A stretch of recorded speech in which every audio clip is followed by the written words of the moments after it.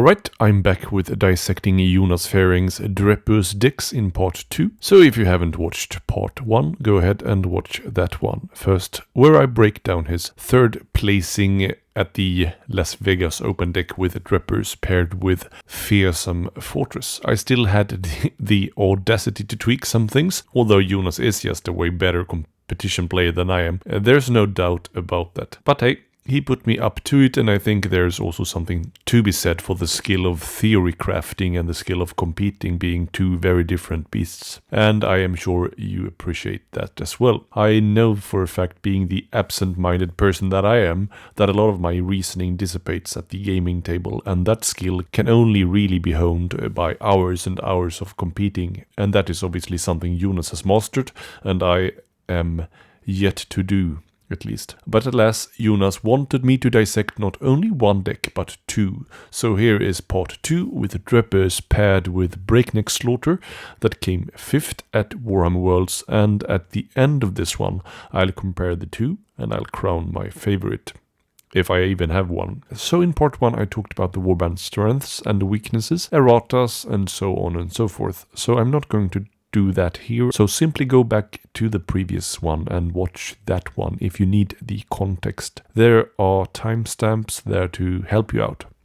And before we jump in, if you want your deck reviewed in a fashion such as this, or simply would like to join the member Discord for some tips from me and the rest of the very friendly bunch of members in there, do click the join button somewhere below. It's $3.99 or $4.99 if you want to support me a little bit more, to get access to the aforementioned features, as well as gaining early access and a greater influence in general over the content I put out. So with that out of the way, let's check this one out, and as always we'll start with the search objectives. And I'm not going to go full nerd mode on every card here, since I already talked about a lot of these cards already in a more dissecting way in the previous iteration here. First up we have Ethereal Hunters and Masked Blades, so charged through block text or occupied.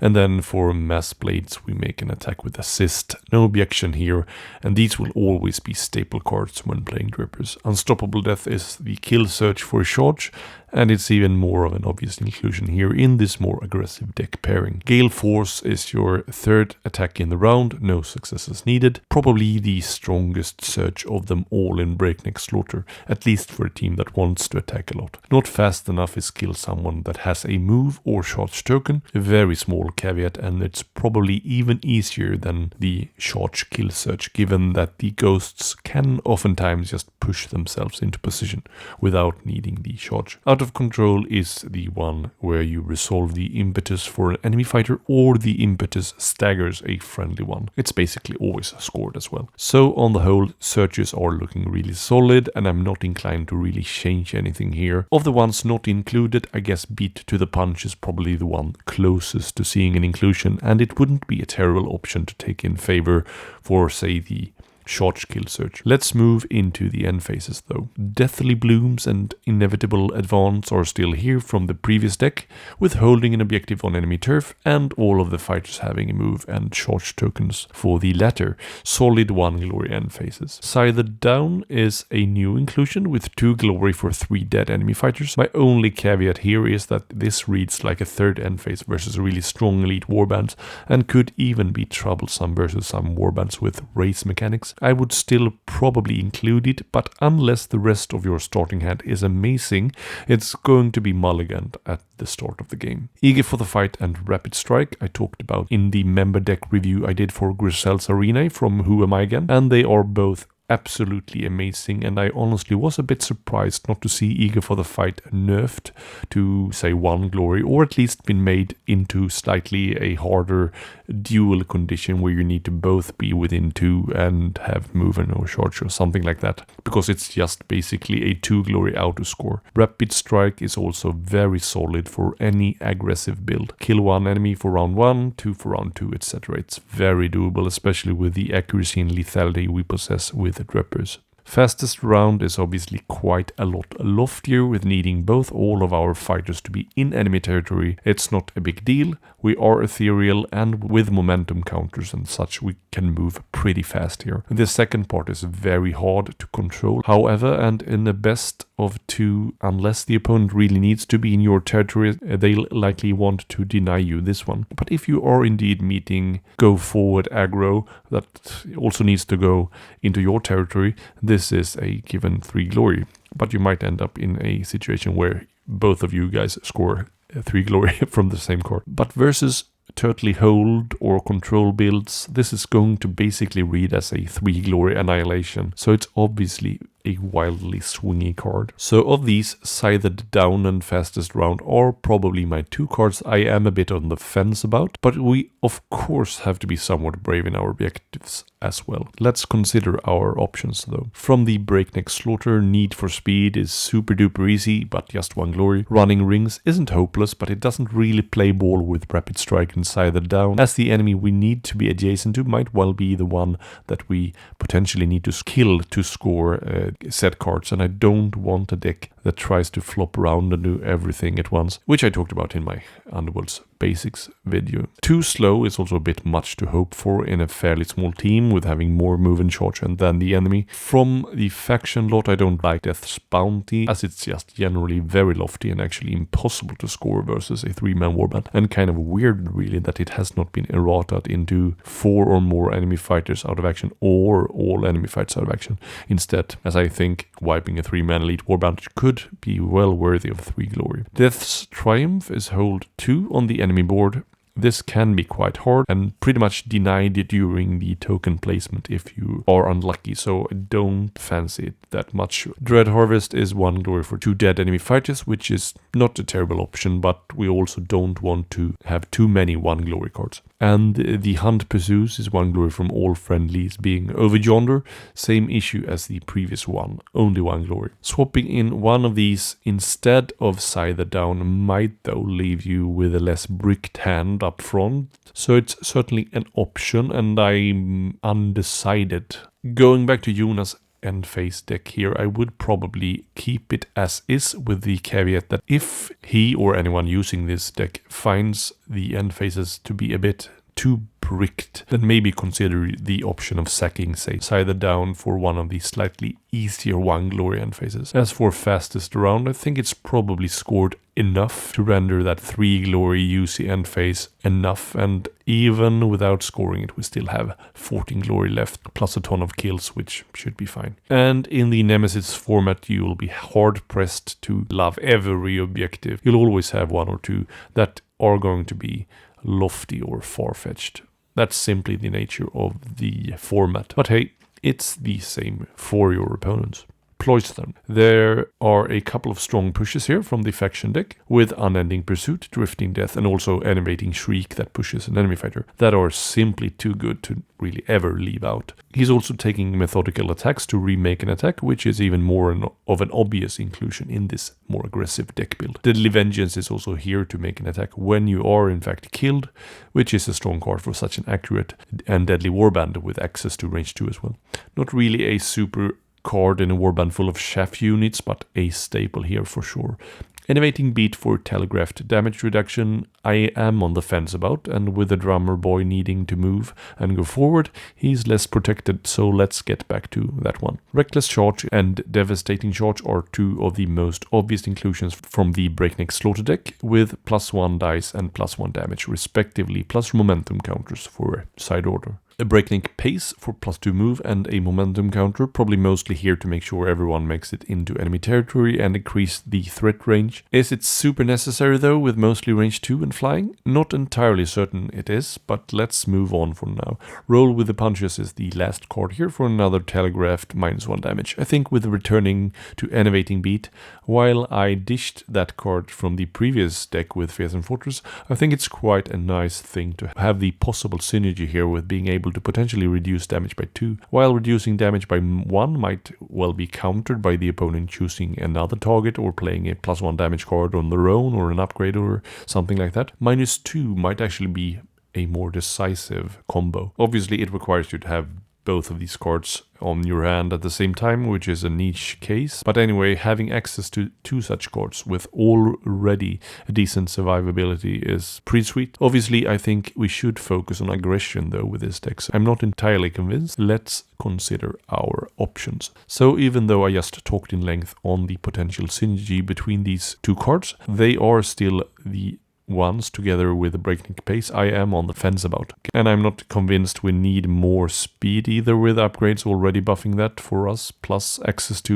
range 2. We also lack the momentum tech here that I really like, with handing over momentum counters, which helps us keep the reins on the positioning of fighters a little bit more, and could also help us score out of control pretty quickly. So I'm going to vote to include Sia. There are other solid cards as well, but nothing that really merits a swap in my opinion. But I will probably favor Sia in favor for Breakneck pace, and then keep the potential strong combo of the 2 -1 damage cards. I could also see the sacking of the Enervating Beat as a potential swap here instead, if you want to keep the Breakneck pace, since there is some synergy from a specific upgrade with having more momentum counters. But I'll get back to that one later. But for now, I will sack Breakneck pace in favor of Sia. Let's move into the upgrades.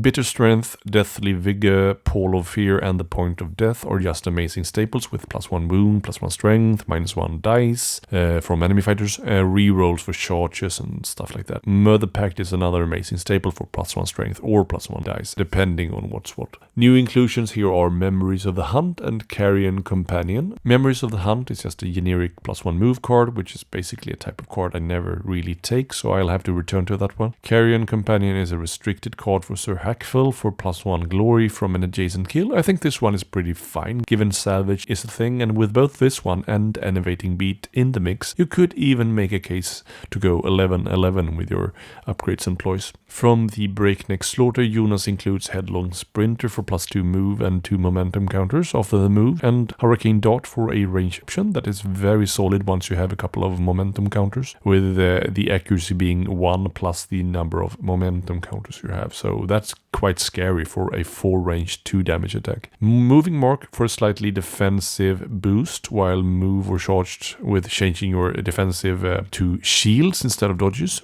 and also gives us further momentum counters. Jonas commented on the previous deck that he missed the Stormo upgrade for a ranged option once he moved over to this deck, but that was mostly for the Patrician staying way back. With the Patrician now needing to go forward to score fastest round, I'm not sure it's as needed, I guess. But it's still a very solid attack upgrade on its own. But previously, while I talked about the Breakneck pace ploy, that it did have some merit in tandem with the Hurricane Darts, since it further buffs your accuracy there. But I do think we have enough momentum counters to buff our accuracy with that card anyway. I don't think also this particular synergy is maybe enough to rule the, in my opinion, Sia Vital ploy out. You'll be having momentum counters quite often anyway, so this will still be a very valid upgrade without Breakneck pace. What I am missing here is more of the momentum handover tech that could help us with some of the critical positioning, in particular making sure that opponents stay out of our turf with something like Battering Ram, which is also a +1 move, just like Memories of the Hunt, with an entirely optional reaction to hand over your momentum counters to score, say, out of control and maybe push the enemy in a favorable way, or staggering them for that matter if out of control is already scored. So I don't really see the merit of keeping the Memories of the Hunt when Battering Ram does the same thing plus more stuff. Inertial Lance is also more of the momentum tech, I guess, with also providing the Patrician, for example, with a solid range 2 option. With range 2, it can still benefit from Devastating Charge and Reckless Charge, which the darts cannot. I do still quite like the darts' ability to threat with damage 2 from a great distance though, so I'm not going to swap these ones, but still mention the option to maybe include this one as well to make it into a, say, 11-11 deck. So to summarize, for the objectives, I didn't change anything, but I did mention that Beat to the Punch could be a solid swap for any of the kill searches. While for the end phases, if you find that the deck is too bricked, you could swap in another one glory card like Need for Speed in favor of Scyther Down, or I think that could be a viable option, while still leaving us then with 16 solid glory, and with a lot of kills and perhaps an extra glory or 2 from Hackfell's upgrade, that's probably enough. For the ploys, I did sack the Breakneck pace in favor of Slick Eyes to take back some captaincy over the Impetus. For the upgrades, I ditched Memories of the Hunt in favor of Battering Ram, and I did then mention the option to include Inertial Lance as a solid range 2 option for the Patrician, for example, with also the option then to hand over the momentum counters on a hit to have a greater say over the positioning of fighters. So there we have it. It's obviously a far more aggressive build than the Fearsome Fortress, although that one also had some counterpunch. But as Jonas mentioned, more of a counter deck towards some of the really strong aggressive warbands we see now. So which one is better? I'm going to have to be the boring old sod that I am and say that it depends, but I do favor the end phases here over the ones from the Fearsome Fortress. And in terms of the searches, both decks are really solid. Both decks supply plenty of survivability and aggression and pushes in both the upgrade and ploy departments, and should see you threat all over the board, while also being quite tanky and punish the opponents when they are trying to get into your face. This has been a very interesting couple of decks to review. A big thank you to Jonas and all other members for reaching out with their decks for me to review. I really like the more interactive kind of content making that these deck reviews offer, rather than just simply reviewing the base decks, which I still will do, obviously, but this is just a lot more rewarding for me personally, and I hope for you as well. Next up, I have a Headsman's Curse one to review, and I have another one lined up after that one, which I can't at the top of my head remember what warband it is for. But anyway, feel free to become a member as well to join the inner circle here, and don't forget to click all the fancy buttons and leave a comment. Why don't you? Cheers. Bye. This is me again, chiming in to thank you for watching the video. Please don't forget to like, subscribe and comment. All of those things help me out immensely. If you feel so inclined, do consider to become a member to gain a greater influence over the content, early access, and just generally help me out. If you like this particular video especially much, feel free to click the thanks button as well to leave a small donation. All of those things are 100% optional, and I will never keep videos permanently locked behind a paywall, as my main goal is to spread the love for these games as much as possible. A special thanks to my members, whose legendary names are scrolling right before your eyes at this very instant. Don't forget, the games are not only about winning, but also creating unforgettable memories with your friends and opponents. That's it for me. See you soon. Bye bye.